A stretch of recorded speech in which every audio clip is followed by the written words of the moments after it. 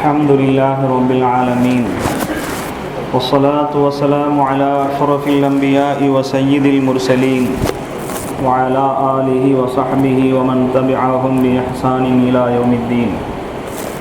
أما بعد فقد قال الله سبحانه وتعالى في القرآن العظيم والفرقان المجيد: اليوم أكملت لكم دينكم وأتممت عليكم نعمتي ورضيت لكم الإسلام دينا. وقال النبي صلى الله عليه وسلم: إن الله حرم عليكم دماءكم وأموالكم وأعراضكم كحرمة يومكم هذا في شهركم هذا في بلدكم هذا. صدق الله مولانا العظيم وصدق رسوله النبي الكريم. اللهم ألهمنا مراشد أمورنا وأعذنا من شرور أنفسنا ومن سيئات أعمالنا. رب اشرح لي صدري ويسر لي أمري واحلل عقدة من لساني يفقه قولي. سبحانك لا علم لنا إلا ما علمتنا إنك أنت العليم الحكيم. எல்லா புகழும் புகழ்ச்சியும் ஏக இறைவன் அல்லாஹ் ஒருவனுக்கே சொந்தம்.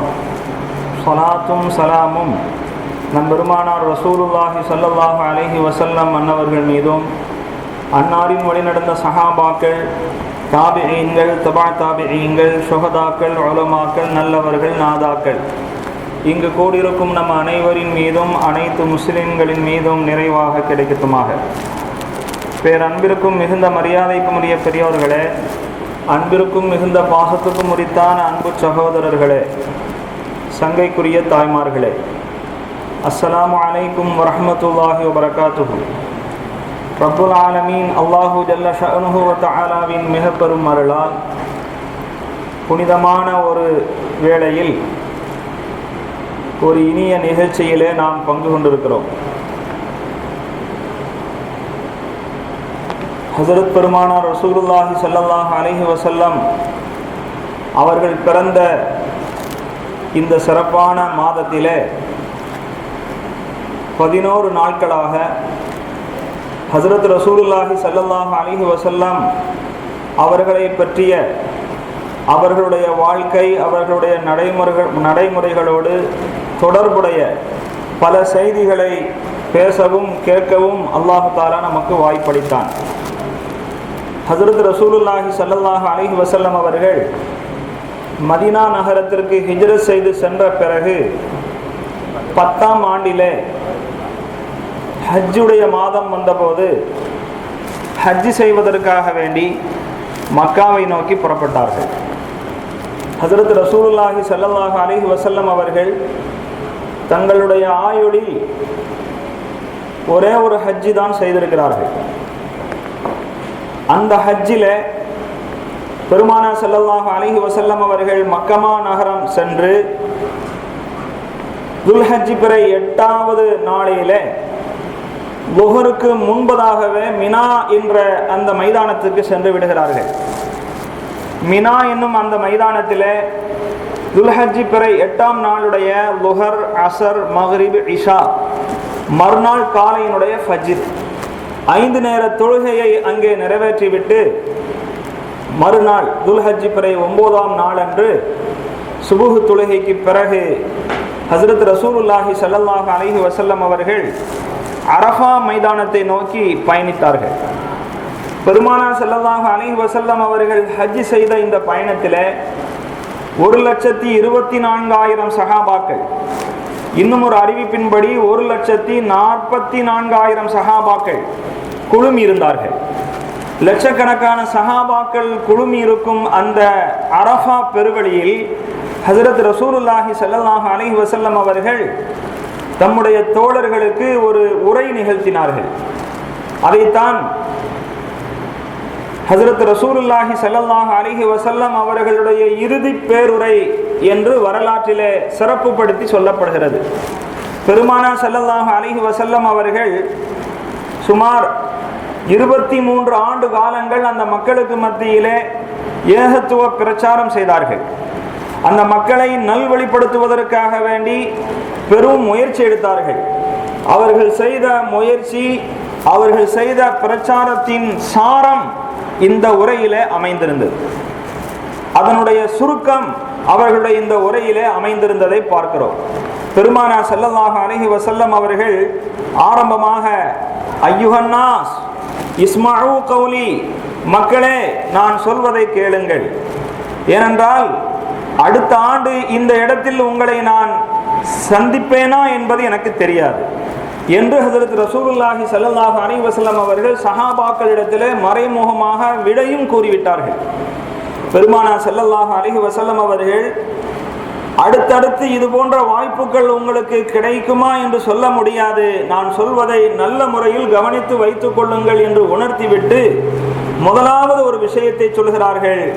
இன்னல்லாஹ ஹர்ரம அலைக்கும் திமாஅக்கும் வ அம்வாலக்கும் வ அஅராலக்கும் கஹுர்மதி யௌமிக்கும் ஹாதா ஃபீ ஷஹரிக்கும் ஹாதா ஃபீ பலதிக்கும் ஹாதா. ரசூலுல்லாஹி ஸல்லல்லாஹு அலைஹி வஸல்லம் அவர்கள் ஒரு முக்கியமான தகவலை அந்த நேரத்திலே சஹாபாக்களுடைய மனதிலே பதிய வைக்கிறார்கள்.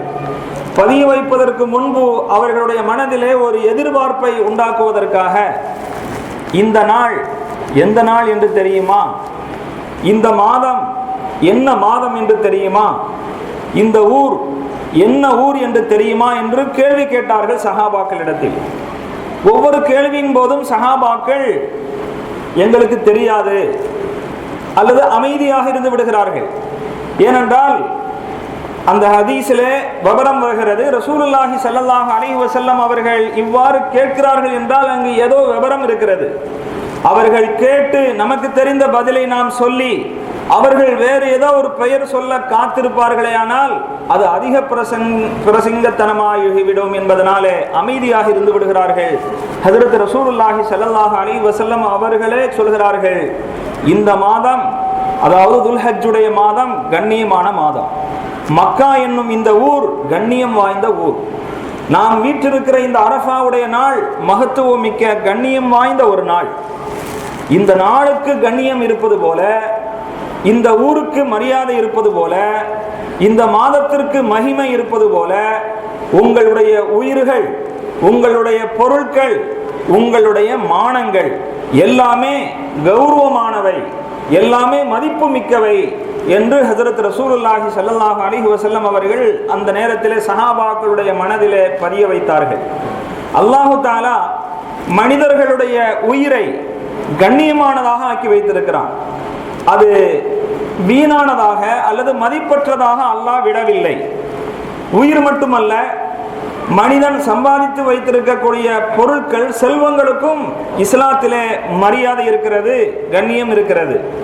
ஒவ்வொரு தனி மனிதனுடைய கௌரவம், ஒவ்வொரு தனி மனிதனுடைய மரியாதை, மானம், அதுவும் பாழ்படுத்தப்படாமல் பாதுகாக்க வேண்டும், தன்மானங்கள் மதிக்கப்பட வேண்டும் என்கிற அந்த செய்தியும் ஆரம்பமாக சொன்னார்கள். ஹஜ்ரத் ரசூலுல்லாஹி ஸல்லல்லாஹு அலைஹி வஸல்லம் அவர்களுடைய இந்த சொல்லில் இருந்து அவர்கள் மக்களுக்கு மத்தியிலே இத்தனை ஆண்டு காலம் செய்த பிரச்சாரத்திலே மிக முக்கியமான ஒரு அம்சம், மனிதர்களை, மனித உயிர்களை மதிக்க வேண்டும் என்ற பண்புள்ளவர்களாக எல்லோரையும் உருவாக்க பாடுபட்டிருக்கிறார்கள் என்பது தெரிகிறது. கண்ணியத்துக்குரிய பெரியோர்களே, இஸ்லாம் ஒரு மனித உயிருக்கு எந்த அளவுக்கு மதிப்பளித்திருக்கிறது என்பது இந்த நேரத்தில் நினைவு கூறத்தக்கது. குர்ஆன் ஷரீஃபிலே அல்லாஹு தஆலா சொல்லுவான், மன் கதல நஃப்ஸன் பிகைரி நஃப்ஸின் அவ் ஃபஸாதின் ஃபில் அர்த் ஃபகஅன்னமா கதலன் நாஸ ஜமீஆ.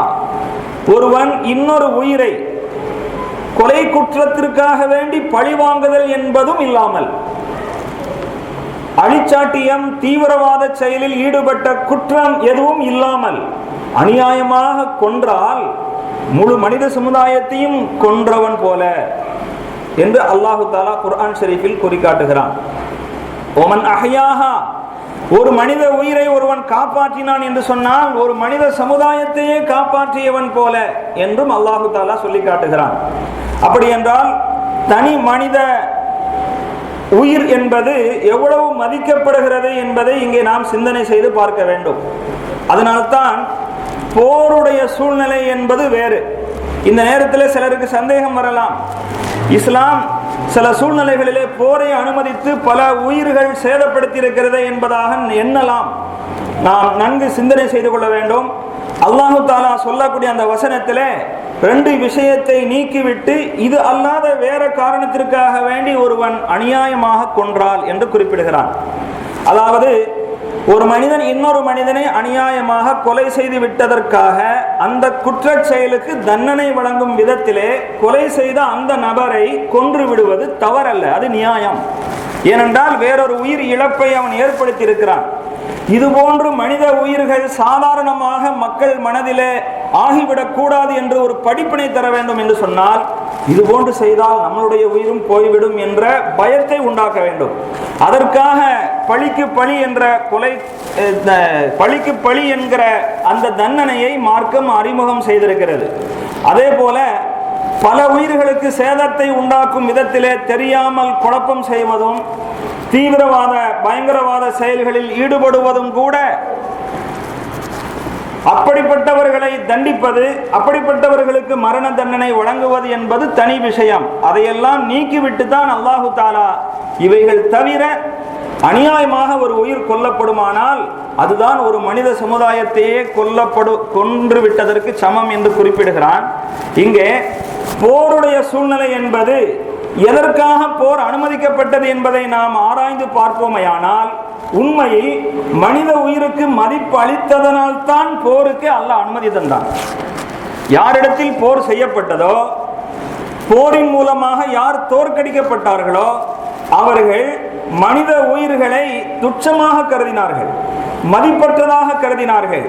நியாயமற்ற காரணங்களுக்காக, எந்த நியாயமும் இல்லாமல் சாதாரணமாக மனித உயிர்களை காவு வாங்குபவர்களாக இருந்தார்கள். இவர்கள் தொடர்ந்து இதே நிலையில் இருந்தால் இன்னும் பல மனித சமுதாயத்திற்கு கேடாக அமையும் என்பதனால் அதை வேறு அறுக்க வேண்டிய சூழ்நிலை வந்தது. நமக்கு தெரியும், ஒரு அரசாங்கம் அந்த நாட்டில் வாழக்கூடிய குடிமக்களுடைய பாதுகாப்புக்கு பொறுப்பேற்றிருக்கிறது. உயிருக்கு எந்த விதமான ஆபத்தும் வராமல் பாதுகாப்பு ஏற்பாடுகளை செய்யும். ஆனால் அந்த நாட்டு அரசாங்கமே குறிப்பிட்ட ஒரு ரவுடியை சுட்டு கொண்டு விடுவதற்கு அனுமதி வழங்குகிறது என்றால் அதை அநியாயமாக யாராவது கருதுகிறார்களா? நிறைய உயிர்கள் காப்பாற்றப்பட வேண்டும் என்றால் இந்த உயிர் இழந்துதான் ஆக வேண்டும். அப்படியானால் போர் அனுமதிக்கப்பட்டதும் கூட மனித உயிர்களின் மீது அக்கறை இருந்ததனால் தான். கண்ணியத்துக்குரிய பெரியோர்களே, அந்த போருடைய சூழ்நிலை என்பது தனி விஷயம்.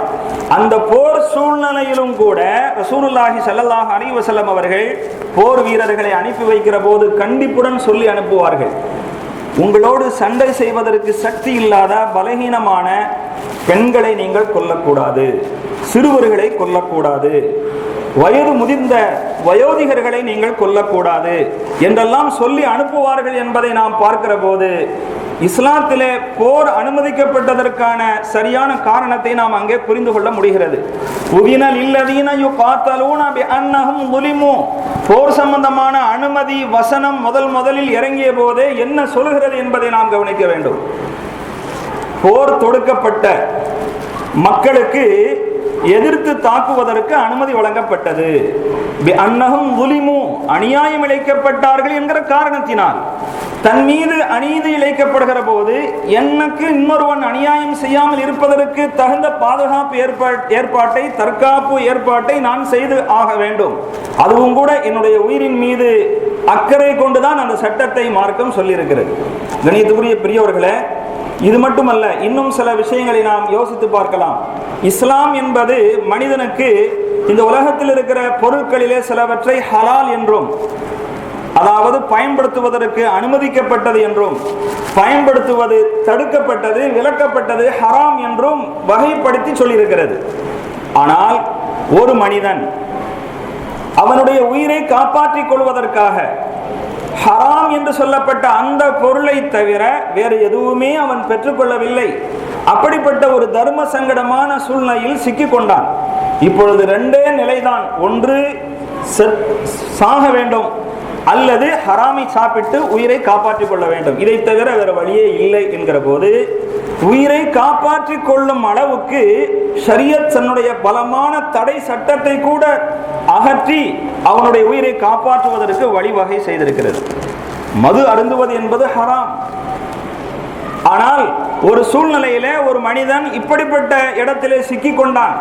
அவனுக்கு கடுமையான தாகம் இருக்கிறது. அவன் நீண்ட நாட்களாக உணவு சாப்பிடவில்லை, கடுமையான பசி இருக்கிறது, அவன் கைவசம் இருப்பது சிறிதளவு மது மட்டும்தான், அதை தவிர வேறு அவன் உயிரை காப்பாற்றிக் கொள்வதற்கான சூழ்நிலையே இல்லை என்று சொன்னால், எவ்வளவு அருந்தினால் அவன் உயிர் காப்பாற்றப்படுமோ அந்த அளவுக்கு மட்டும் அருந்திட அனுமதி இருக்கிறது. இதை தெளிவாக புரிந்து கொள்ள வேண்டும்.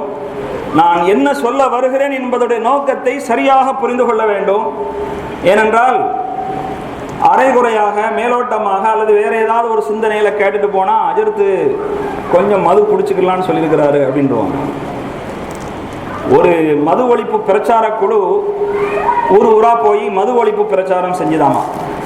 ஒரு கிராமத்தில் போய் அந்த மக்களிடத்துல மது ஒழிப்பு பிரச்சாரத்தை செயல் ரூபமாக தத்ரூபமாக செய்து காட்டணும் என்பதற்காக வேண்டி 2 கண்ணாடி குவளையில மேடையில் வச்சு ஒன்றில் தண்ணீரையும் இன்னொன்றில் மதுவையும் ஊற்றி தண்ணீரில் சில பூச்சிகளை போட்டிருந்தாங்க.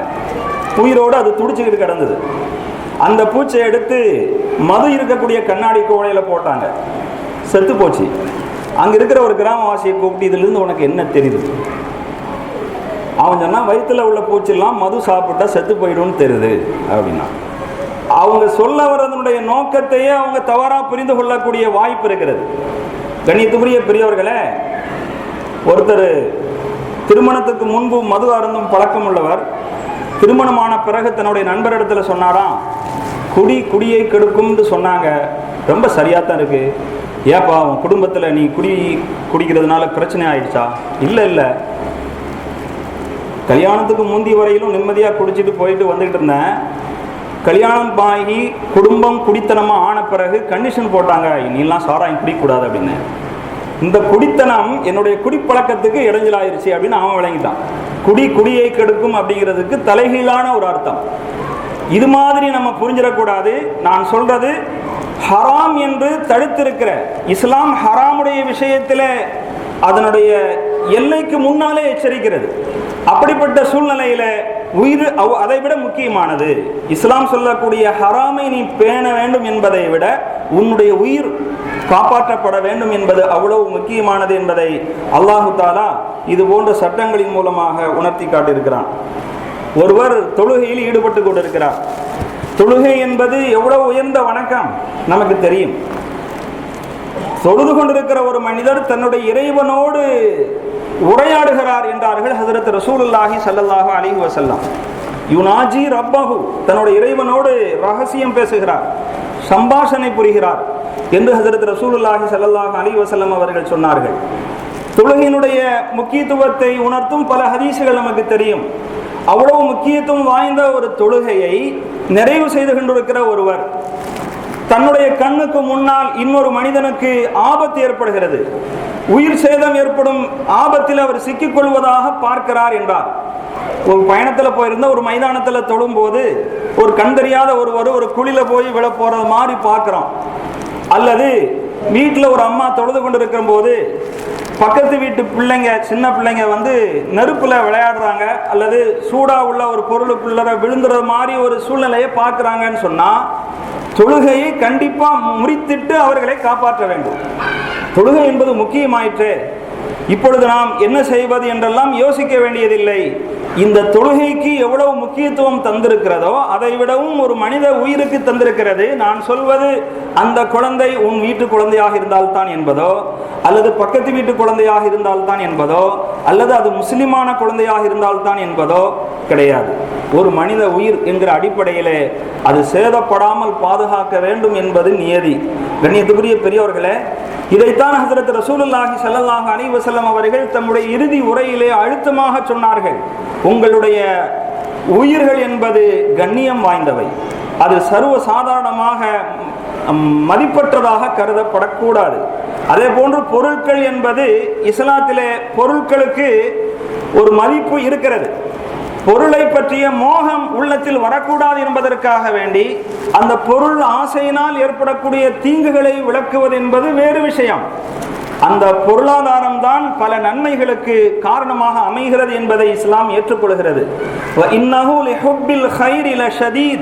நிச்சயமாக மனிதன் ஹைரை நேசிப்பதிலே கடுமையானவனாக இருக்கிறான், ரொம்பவே பொருளை விரும்புகிறான் என்பது பற்றி அல்லாஹ் சொல்லும் போது பொருளுக்கு ஹைர் என்ற வார்த்தையை பயன்படுத்தி இருக்கிறான். ஹைர் என்று சொன்னாலே சிறந்தது, நல்லது, நல்லது, சிறந்தது என்ற அர்த்தம் தரக்கூடிய அந்த வார்த்தையை கொடுத்து பொருள் சிறப்புப்படுத்தப்பட்டிருப்பதை பார்க்கிறோம்.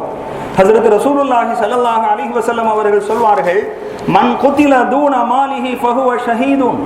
தன்னுடைய பொருளை வேறு ஒருவன் அபகரித்து செல்கிற காரணத்தினாலோ திருடி செல்கிற காரணத்தினாலோ அவனிடமிருந்து அதை காப்பாற்றிக் கொள்வதற்காக, அதை பாதுகாத்துக் கொள்வதற்காக போராடி ஒருவன் கொல்லப்பட்டு போனான் என்றால் அவன் ஷஹீத் என்று சொன்னார்கள். என்ன பையன் இவன், அற்ப பொருளுக்கெல்லாம் போய் அவனோட சண்டை போட்டு செத்து போயிட்டானே அப்படின்லாம் பேச வேண்டியதில்லை. பொருள் என்பது அவ்வளவு மதிப்புள்ளது. நீ உழைத்த நியாயமான முறையில் உனக்கு கிடைத்த அந்த பொருளை நீ சும்மா சர்வ சாதாரணமாக எவனுக்கோ போகட்டும் என்று விடக்கூடாது. அதனால்தான் பாருங்கள், யாருக்காவது கடன் தருகிறீர்கள் என்று சொன்னால் அந்த கடன் பெறக்கூடியவர் நமக்கு உறுதியாக தருவாரா தரமாட்டாரா என்ற சந்தேகம் வந்தால் கூட அடமானம் என்ற பெயரிலே அவரிடமிருந்து ஏதாவது ஒரு பிடியை நீங்கள் வாங்கி வைத்துக் கொள்ள வேண்டும்.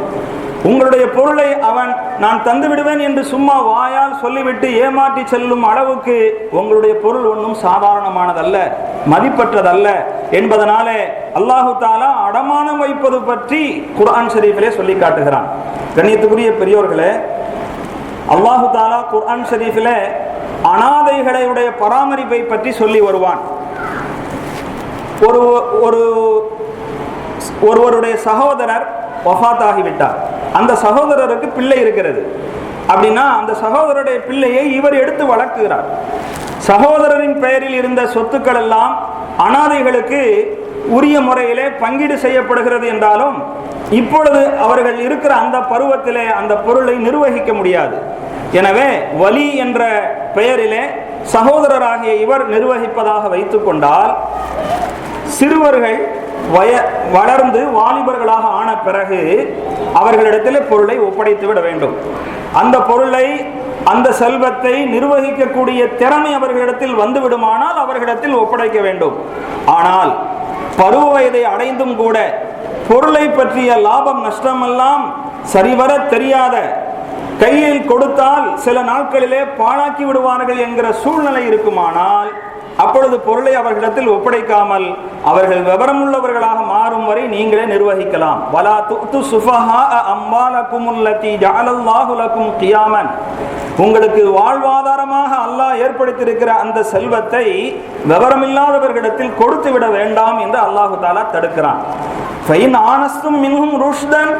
அவர்களிடத்திலே ருஷ்தை நீங்கள் கண்டால், பொருளை லாபகரமான சரியான அர்த்தமுள்ள விஷயத்துக்கு தான் பயன்படுத்துவார்கள், தேவையில்லாமல் அதை நஷ்டப்படுத்திவிட மாட்டார்கள் என்கிற நிலை அவர்களிடத்தில் வந்ததாக நீங்கள் அறிந்தால் ஃபதுஃபஉ இலைஹிம் அம்வாலஹும், அவர்களிடத்தில் அவர்களுடைய செல்வத்தை நீங்கள் கொடுத்து விடுங்கள் என்று அல்லாஹு தாலா சொல்கிறான். பொருளுக்கும் ஹஜ்ரத் ரசூலுல்லாஹி ஸல்லல்லாஹு அலைஹி வஸல்லம் அவர்கள் முக்கியத்துவம் இருப்பதாக அந்த உரையிலே சொன்னார்கள். இஸ்லாத்தில் இது போன்று முக்கியத்துவம் இருப்பதை நாம் உணர்ந்து கொள்ள முடிகிறது. ஒருவருடைய பொருளை இன்னொருவர் திருடி சென்றால் அது சாட்சி பூர்வமாக நிரூபணமாகும் போது கையை வெட்ட வேண்டும் என்று சட்டம். இது பார்ப்பவர்களுக்கு கடினமாக தெரிகிறது. திருடு கொடுத்தவனுடைய நிலையிலிருந்து யோசனை செய்து பார்த்தால் அவன் அந்த பொருளை திரட்டுவதற்காக எவ்வளவெல்லாம் கஷ்டப்பட்டானோ அந்த பொருளுடைய முக்கியத்துவம் அவனுக்குத்தான் தெரியும். அப்படி அந்த மனிதனுடைய பொருளை துச்சமாக கருதிவிடக் கூடாது என்பதற்காகத்தான் இந்த சட்டமே தவிர மனிதர்களுடைய கையெல்லாம் வெட்டி வெட்டி கை இல்லாதவர்களாக ஆக்க வேண்டும் என்பதல்ல நோக்கம். பொருளாதாரத்திற்கு, பொருளுக்கு, செல்வத்திற்கு முக்கியத்துவம் இருக்கிறது என்பதை இதன் மூலமாகவும் நாம் உணர்ந்து கொள்ளலாம். இதே போலதான் மானம், ஒரு மனிதனுடைய கௌரவம், அது எந்த விதத்திலும் சீர்குலைக்கப்படாமல் பாதுகாப்பது என்பது மற்றவர்கள் மீது பொறுப்பு. நான் யாருடைய கௌரவத்திற்கும் இழுக்கு ஏற்படாமல் நடந்து கொள்வது என்னுடைய பொறுப்பு. ஹஜ்ரத் ரசூலுல்லாஹி ஸல்லல்லாஹு அலைஹி வஸல்லம் அவர்கள் உயிர், பொருள் இவைகளெல்லாம் கண்ணியமானவை என்கிற வரிசையிலே ஒரு மனிதனுடைய மானமும் கௌரவமும் கண்ணியமானது என்று குறிப்பிட்டிருக்கிறார்கள். கண்ணியத்துக்குரிய பெரியோர்களே, சாதாரணமாக ஒரு மனிதன் அவனுடைய கௌரவம் பாதிக்கும் விதத்திலே நடப்பது என்பது இன்று சகஜமான நடைமுறையாக இருக்கிறது.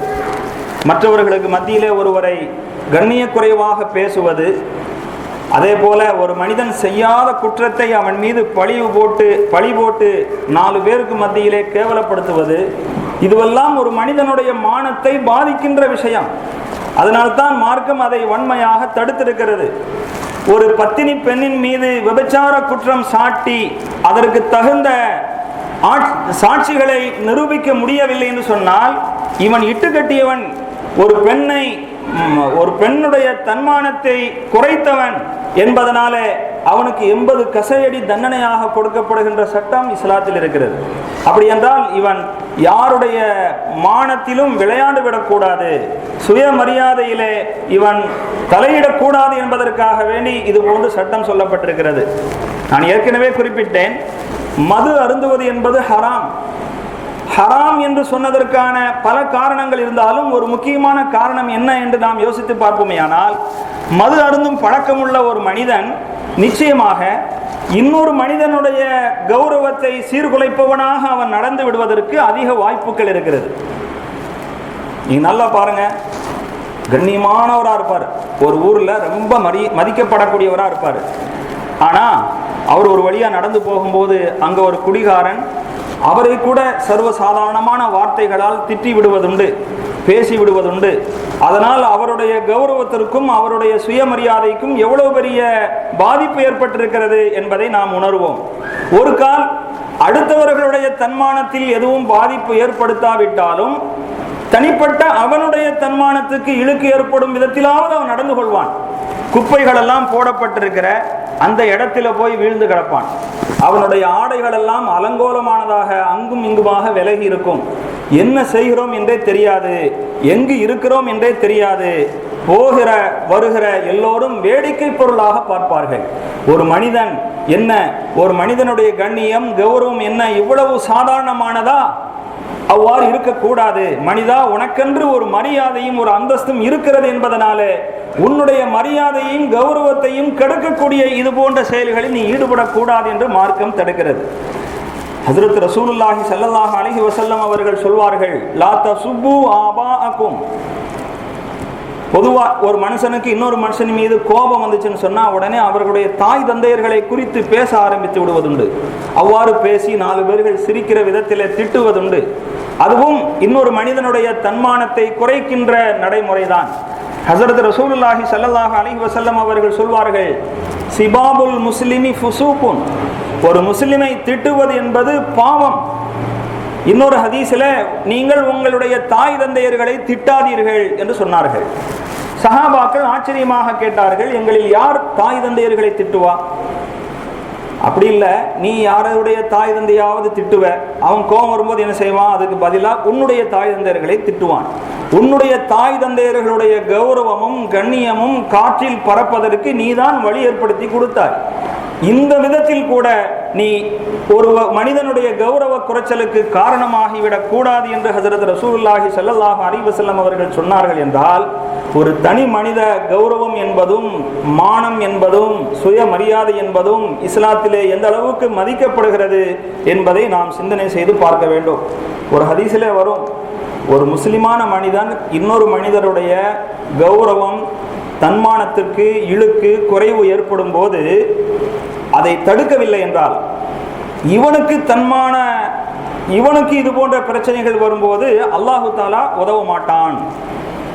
அந்த அளவுக்கு இன்னொரு மனிதனுடைய கௌரவத்துக்கு குறைவு வருவதற்கு நாம் இடம் அளிக்க கூடாது என்பதை ஹஸரத் ரசூலுல்லாஹி ஸல்லல்லாஹு அலைஹி வஸல்லம் அவர்கள் கூறியிருக்கிறார்கள்.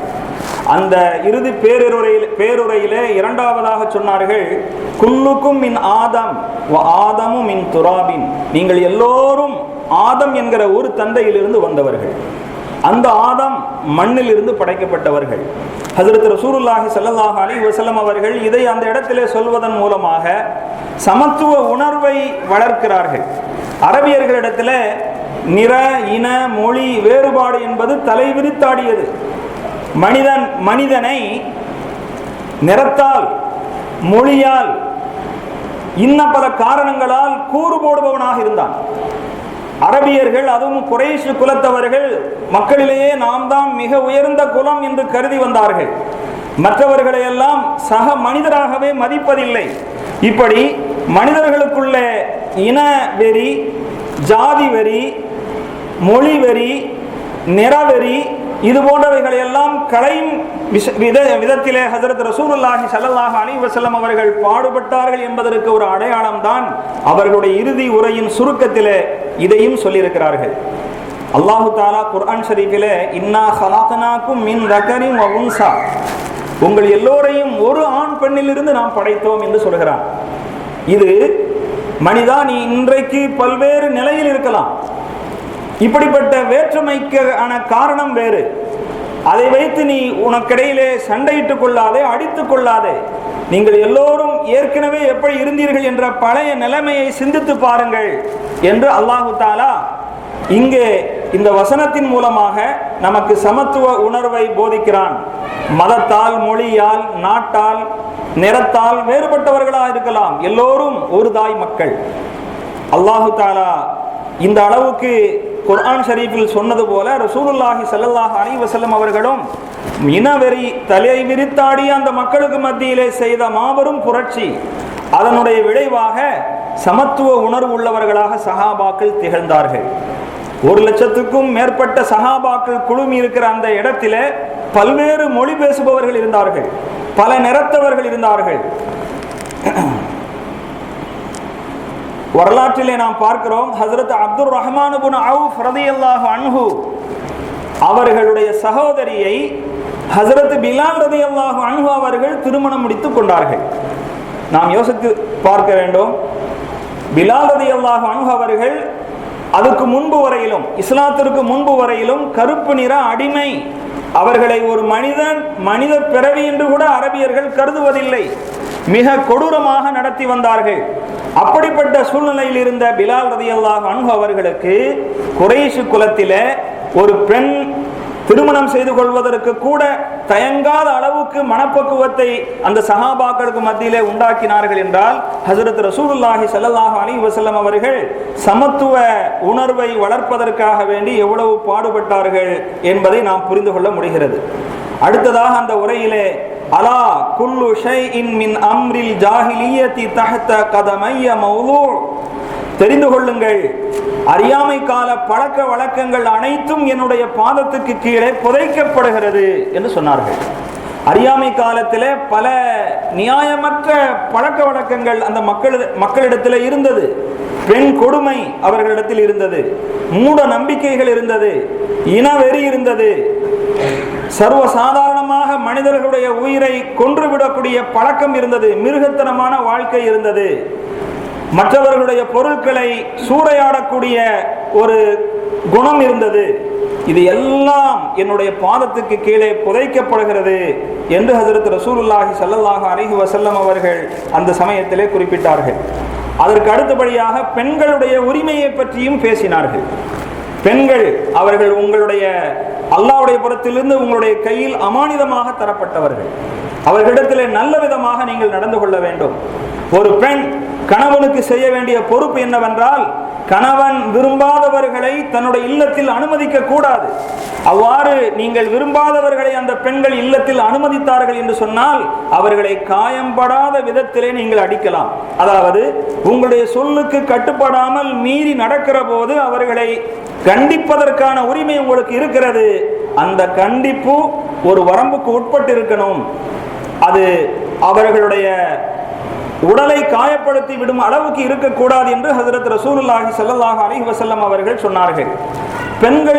பெண்களுக்கு செய்ய வேண்டிய ஆண்களுடைய பொறுப்பை பற்றியும் அந்த நேரத்தில் குறிப்பிட்டார்கள். அவர்களுக்கு நீங்கள் உணவு வழங்க வேண்டும், அவர்களுக்கு உடை வழங்க வேண்டும்.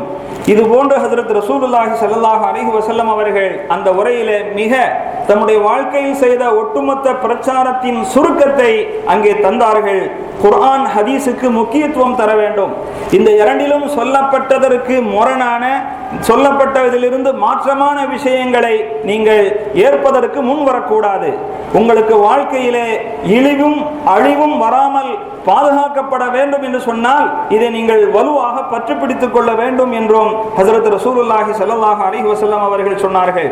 கடைசியாக சஹாபாக்களை நோக்கி, என் அருமை தோழர்களே, அல்லாஹ் உங்களை கொஞ்ச நாட்களுக்கு பிறகு உங்களை முன்னிறுத்தி உங்களை விசாரிப்பான். நான் உங்களிடம் வந்து என்ன செய்தேன் என்று கேட்பான். அவ்வாறு கேட்கும்போது நீங்கள் என்ன சொல்ல போகிறீர்கள்? சஹாபாக்கள் சொன்னார்கள், யா ரசூலல்லாஹ், அல்லாஹ்விடத்தில் நாங்கள் சொல்வோம், நீங்கள் அல்லாஹ்வுடைய புறத்திலிருந்து ஏற்ற பொறுப்பை முறையாக நிறைவேற்றி விட்டீர்கள், எங்கள் வரையிலும் கொண்டு வந்து சேர்ப்பித்து விட்டீர்கள், நீங்கள் இந்த உம்மத்திற்கு நலவை நாடினீர்கள் என்று சொல்வோம் என்று சொன்னபோது ஹஜ்ரத் ரசூலுல்லாஹி ஸல்லல்லாஹு அலைஹி வஸல்லம் அவர்கள் அல்லாஹும்ம ஷஹத், அல்லாஹும்ம ஷஹத் என்று, அல்லாஹ்வே நீனே சாட்சியாக இரு, அதாவது நீ கொடுத்து அனுப்பிய பொறுப்பை நான் நிறைவேற்றி விட்டேன், இதோ இந்த மைதானத்தில் குழுமி இருக்கிற லட்சக்கணக்கான மக்கள் எல்லோரும் நான் நிறைவேற்றி விட்டதாக ஆமோதிக்கிறார்கள், இதற்கு நீயே சாட்சியாக இரு என்று ஹஜ்ரத் ரசூலுல்லாஹி ஸல்லல்லாஹு அலைஹி வஸல்லம் அவர்கள் சொன்னார்கள். இந்த ஹஜ்ஜுடைய பயணம் என்பது அவர்கள் இந்த உலகத்திலிருந்தே விடைபெறுவதை அறிவிப்பு செய்யக்கூடிய ஒரு உரையாக இருந்ததனாலே ஹஜ்ஜத்துல் விதா, விடைபெறும் ஹஜ் என்ற இந்த ஹஜ்ஜுக்கு பெயர் ஏற்பட்டது. ரசூலுல்லாஹி ஸல்லல்லாஹு அலைஹி வஸல்லம் அவர்கள் இதற்கு பிறகு சில மாதங்களை கழித்து இந்த உலகை விட்டு பிரிந்தார்கள். பெருமானார் ஸல்லல்லாஹு அலைஹி வஸல்லம் அவர்கள் கடைசியாக அவர்களுடைய இந்த சமுதாயத்திற்கு சொல்லிவிட்டு சென்ற செய்தி என்னவென்றால், அஸ்ஸலா அஸ்ஸலா வமா மலக்கத் ஐமானுக்கும், தொழுகையை பற்றி உங்களுக்கு நான் எச்சரிக்கை செய்கிறேன், அதை பாழ்படுத்தாமல் பேணி பாதுகாத்து வாருங்கள். அதே போல உங்களுடைய கரங்கள் சொந்தமாக்கி கொண்ட அடிமைகள் விஷயத்திலும் நீங்கள் ஜாக்கிரதையாக இருங்கள். அடிமைகளாக இருக்கிற போது, இல்லை என்று சொன்னால் நம்முடைய கட்டுப்பாட்டில் இருக்கிற மனைவிகள், நம்முடைய கட்டுப்பாட்டில் நிர்வாகத்தின் கீழ் இருக்கிற பிள்ளைகள், குடும்பம், நம்முடைய கட்டுப்பாட்டில் வேலை செய்யக்கூடிய வேலையாட்கள், அவர்களுக்கான உரிமைகளை வழங்குவதிலும் நீங்கள் கவனமாக இருங்கள் என்று ஹஜ்ரத் ரசூலுல்லாஹி ஸல்லல்லாஹு அலைஹி வஸல்லம் அவர்கள் கடைசியாக சொன்னார்கள். சொன்னது என்னமோ 2 வார்த்தை தான், ஆனால் அந்த 2 வார்த்தையிலே தீனுடைய முழு விஷயங்களும் அடங்கியிருக்கிறது. தொழுகை என்று சொன்னது அல்லாஹுக்கு நிறைவேற்ற வேண்டிய கடமைகளில் ஒன்றை சொல்லி அல்லாஹுக்கு செய்ய வேண்டிய கடமைகளில் கண்ணும் கருத்துமாக இருங்கள். இரண்டாவது வமா மலக்கத் ஐமானுக்கும் என்று சொல்லி உங்களால் அடியார்களுக்கு செய்ய வேண்டிய சில பொறுப்புகள் இருக்கிறது, அவைகளையும் குறைவில்லாமல் நிறைவேற்றி வாருங்கள் என்று சொல்வதாகத்தான் ஹஜ்ரத் ரசூலுல்லாஹி ஸல்லல்லாஹு அலைஹி வஸல்லம் அவர்கள் இந்த சமுதாயத்திற்கு சொல்லிவிட்டு சென்ற கடைசி வசியத்தாக இருந்தது. அல்லாஹ் சுப்ஹானஹு வ தஆலா பெருமானார் ஸல்லல்லாஹு அலைஹி வஸல்லம் அவர்கள் இந்த உம்மத்துக்கு சொல்லி காட்டிய நல்ல விஷயங்களை, அவர்களுடைய வாழ்க்கை வரலாறுகளை, நற்குணங்களை அறிந்து புரிந்து நம்முடைய வாழ்க்கையிலே பின்பற்றி நடப்பதற்கு தௌஃபீக் செய்வானாக. வாஹிரு தஅவானா அல்ஹம்துலில்லாஹி ரப்பில் ஆலமீன். அஸ்ஸலாமு அலைக்கும் வரஹ்மத்துல்லாஹி வபரகாத்துஹு.